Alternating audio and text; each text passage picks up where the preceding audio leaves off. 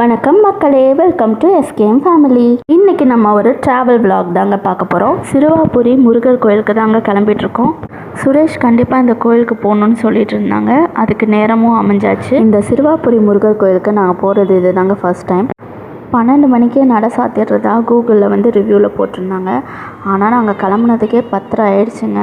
எனக்கு ஒரு பயம் மனசில், எங்கே போயும் பார்க்க முடியாமல் போயிடுமோன்ட்டு ஒரு டவுட்டில் தாங்க போனேன். இது உங்கள் வீட்டில் நடந்திருக்கான்னு சொல்லுங்கள்.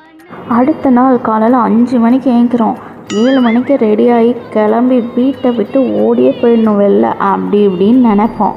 ஆனால் நம்ம ஏங்கிறதுனவோ 8 மணி ஆகிடும். அதுக்கு மேலே இந்த 2 பிள்ளைங்களை கிளப்பி நம்ம கிளம்பி தேவையான பொருளை பேக்கில் எடுத்து வச்சுட்டு வெளில வர்றதுக்கு நீங்கள் யோசிச்சு பாருங்கள் டைம் என்ன ஆகும். அப்படி தாங்க கிளம்பி 10:30 மணி ஆயிடுச்சு. நான் ரொம்ப பயந்துட்டேன். 12 மணிக்கு பார்க்க முடிலன்னா அவ்வளோதாங்க. அதோட 4 மணிக்கு தான் நட திறப்பாங்கன்னு போட்டிருந்தாங்க. இதில் என்ன ஹைலைட்னால், உள்ளே கட் ஆனதுக்கப்புறம் இந்த கூகுள் மேப் வேறு ஊரை சுற்றி கொண்டு போச்சுங்க. 2-3 கிலோமீட்டர் ஊரை சுற்றி போனார் அந்த டிரைவரு. அவர் மேலே தப்பு இல்லை. நம்ம பார்த்து சொல்லும் போது கூகுள் மேப்பை அப்படி காமிச்சிது. ஆனால் ரிட்டன் கோயிலில் சாமியெல்லாம் பார்த்துட்டு வெளில வரும்போது சிங்கிள் ரோடு தாங்க, ஒரே ரோடு. 5 நிமிஷத்தில் வெளில வந்தாச்சு. ஆனால் அப்படி பார்க்கணுன்னு இருந்திருக்கு.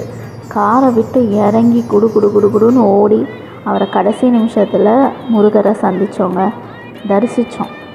நல்ல ஒரு தரிசனம். அறக்க பறக்க ஓடி போனோம் பாருங்கள். ஆனால் அந்த வியூ பார்க்குறதுக்கு சூப்பராக இருந்ததுங்க. ஊரை சுற்றி பார்த்துட்டே போனோம். சிறுவாபுரி சென்னை விட்டு 40 கிலோமீட்டர் தள்ளி சென்னை தட ஹைவேஸில் இது அமைஞ்சிருக்குங்க. சிறுவாபுரி பேர் வர காரணம் என்னென்னா, முன்னாடி காலத்தில் இது சிறுவர் போர்புரி அப்படின்னு இருந்திருக்குங்க. இப்போ அது மாதிரி சிறுவாபுரின்னு ஆயிடுச்சு. யார் அந்த சிறுவர்? நம்மளுக்கு தெரிஞ்சதெல்லாம் சிறுவாபுரிங்கிறது முருகர் கோயில் இருக்கிற இடம் தாங்க.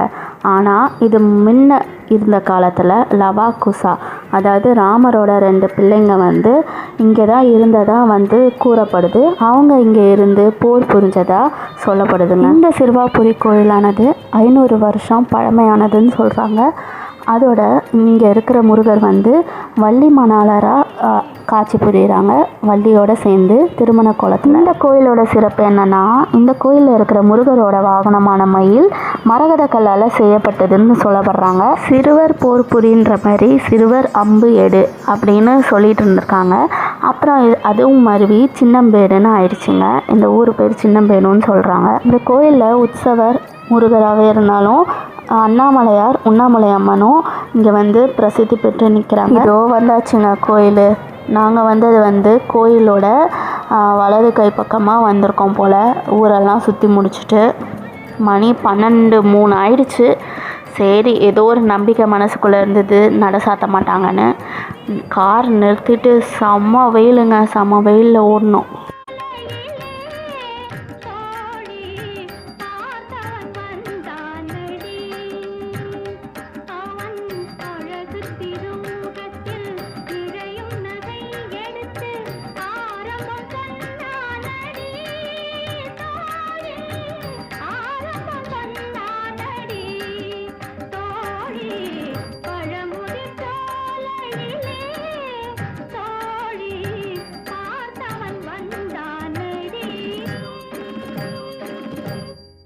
புயலுக்கு பின் அமைதிங்கிற மாதிரி அவரை பார்த்து முடிச்சுட்டு வந்ததுக்கப்புறம் அப்பாடான்னு உட்காந்தாச்சு பெஞ்சில். ஒரே குஜால்ஸ் தான் 2 பேருக்கும். பாருங்களேன், எங்கள் அம்மா என்னை போட்டு நசுக்கி எடுத்துட்டாங்க. ஆமாங்க, பிள்ளைய தூக்கிட்டு ஓடினதில் போட்டு அவளை நசுக்கி. நானும் எங்கள் பாப்பாவும் பாவாடை சட்டை போட்டுக்கோம், பார்த்தீங்களா? நான் கோவிலை சுற்றி விளாண்டேனே. கோவில் சுற்றில் ஏமா வீடு வந்திருக்காங்க. ஆமாம் கீர்த்தி, நீயும் பார்த்தியா? ஆமாங்க, கோயில் சிவத்தில் எல்லாரும் விபூதி வச்சு வீடு வீடாக வரைஞ்சிட்டு இருந்தாங்க. அது ஏன்னா இந்த முருகர்கிட்ட வேண்டிட்டு வீடு கட்டணும்னு நினச்சிருந்தா அது நடந்துடுதுங்க. 6 வாரம் தொடர்ந்து விளக்கேற்றி வேண்டுதல் வச்சுட்டு போனால் நடக்குதுன்னு அவங்களுக்கு ஒரு நம்பிக்கை.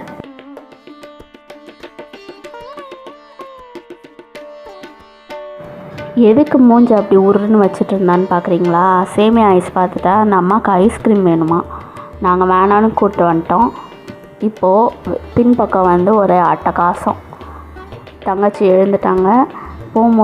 வரும்போது நல்லா தூங்கிட்டு வந்தாங்க. முழிச்சாச்சா டபுள் த ட்ரபிள் மாதிரி ஆயிடுச்சு என் கதை. எல்லார் வீட்லேயும் இந்த பெரிய பிள்ளைங்கள எப்படியாச்சும் சமாளிச்சிருப்போங்க. அப்படி இப்படி உருட்டி மிரட்டி வளர்த்தாச்சு. இந்த வாண்டுங்க ரெண்டாவதுங்க அதுங்களை சமாளிக்கவே முடியல.